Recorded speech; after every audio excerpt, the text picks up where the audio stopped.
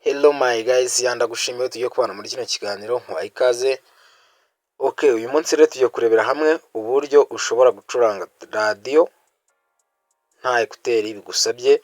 Nimba ujye ufungura radio yawe ugasanga bagusabye gushyiramo ekuteri kugira ngo ube wabasha kwicuranga, uyu munsi nicyo tugiye kuba twareberaho. Nkubwira ko uyu munsi dufite no gusubiza comment zasubijwe zabajijwe muri video yabanje ubutaha, ari byo twavuzeho. Nta kindi rero, ibyo turaza kubikora muri video inyuma, nta kindi. Ubwo turaza gusoma comment, urajya muri Play Store yawe, numara kujya muri Play Store yawe, uzahano handitse search, numara kujya muri search wandikemo Radio Garden.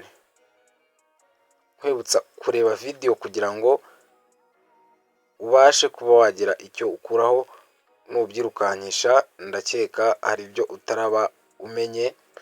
Okay, Radio Garden ikurandikamo, then application iyi ngiyi nge urabona ko irimo. Nimba hari ikibazo waba wagize urandika muri comment, nawe uzasubizwa nkuko hari abo uyu munsi turaza gusubiza. Okay, application nyine ni iyi ngiyi, urahita uyifungura. Urabona ko hano urakanda open, ufungure, iraza ifunguka gutya, irafunguka mu buryo bumeze gutya. Noneho iyi radio rero tugiye kuba twashyiramo, iraza iyi ngiyi igufasha kuba wakumva radio nta ekuteri bigusabye. Shaka kumuhirika ku butegetsi bikagenda bipfa. Abamurwanya rero bakoresha okaziyo iyo ari yose. Okay, nkuko rero ubyumvishe iyi radio nizo mashini yatanze bati nkuko ubyumvishe radio yavugaga neza kandi nta ekuteri byagusabye. Nta kindi rero, urabona iyo ukoze zoom out baguha utuntu tw'ubururu, aba ari amaradiyo. Ni ukuvuga ngo rero iyi application radio yose ibaho iri ku isi hano uyisangaho. Noneho then hano niyo ukoze, iyo ushatse ucuranga radio ushaka hano, Bujumbura FM, hakaba Yovira, Bujumbura FM nayo uraza ukayicuranga ukayumva.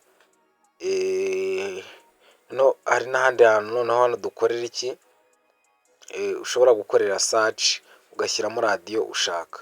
Hano ni ukuyiparukura, kunyine kuyihagarika, hano hasi search urakanda, hano handitse search, noneho ujya hano hejuru wandikemo radio ushaka gucuranga.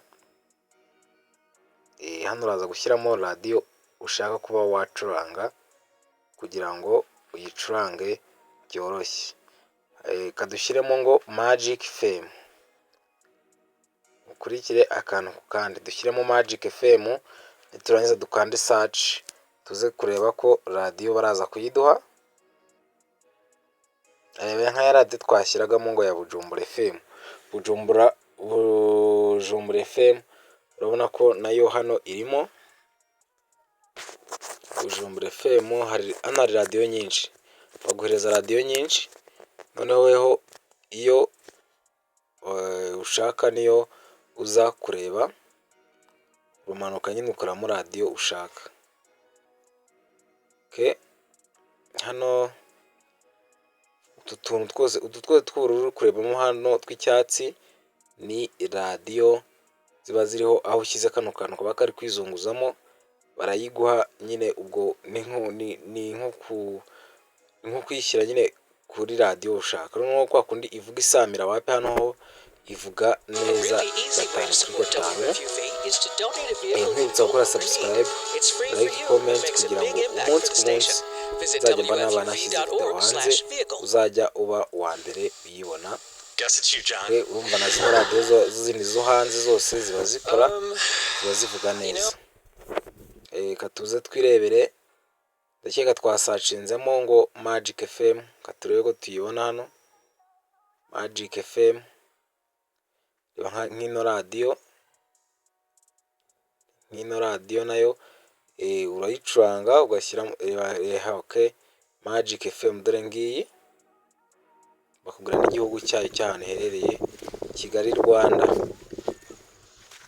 koko yashakana none abatabyumva inguyu yitwa Fabrice yavuze ati njyewe urukundo rukirangira twavaho tumaze kugabana imitungo yacu yose we none ya etape ya mbere yo we nta nubwo ashaka kumva ukuntu ishoboka. Wayumvishe kabisa, wayumvishe, yavuze neza. N'ahandi hantu hose ukora urasacinga cyangwa waba udashaka gusacinga ukareba nyine pariti irimo warangiza ukayicurangiraho.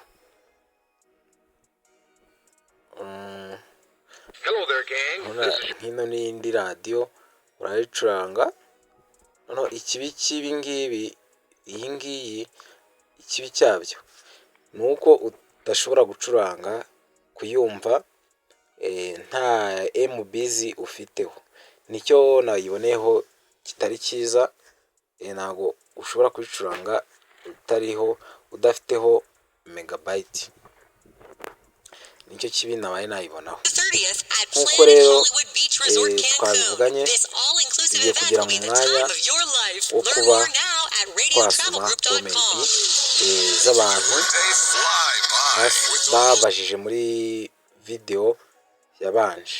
Uyu munsi turageraho uwo mwanya wo kuba twasubiza izo komenti. Nawe rero nimba ikomenti ushobora kuba watubwira, uratubwira twazagusubiza ubutaha. Urabona ko wa mubumbe twareberagaho twumvagaho utu tuntu twose tw'ubururu ni tw'icyatsi, ni amaradiyo arimo. Weho rero icyo ugomba gukora, kora subscribe, like, kugira ngo tujye tuba twaba umunsi ku munsi. Then twageze muri wa mwanya time comment. Okay, umuntu wa mbere rero no tugiye kuba twasubiza. Hano hari umuntu wa mbere witwa Ernest, yagize ngo kabisa ndakwemera. Kabisa nanjye ndakwemera bro, ndakwemera kabisa. Okay, ndagushimiye. Kandi hano hari undi wita David, yagize ati ntago biri gukunda byanze tu. Okay, ntago biri gukunda ibiki uko wabona aba followers benshi kuri TikTok. Okay, aka kantu rero, aka kantu ni uburyo ushobora gukora edit kuri profile y'undi muntu, ntago ari uburyo buriyo ushobora gukoresha. Ndakeka nabivuzeho. Hano hakaba undi mugwaneza we yaragize ati thanks birarenze. Okay, uyu ni no video yaravuze ati iyi video irarenze. Hano hakaba undi wagize ngo hari Hanifa we yaragize ngo ese ntabwo binyuranye n'amategeko ya TikTok. Ni kuriya bagira kuri YouTube nani kuri TikTok ugashyiraho like. Okay, oya ntabwo binyuranye n'amategeko, ni ibyanyabyo, biriya nabyo baba bigirira. Hano washyiraho udutima.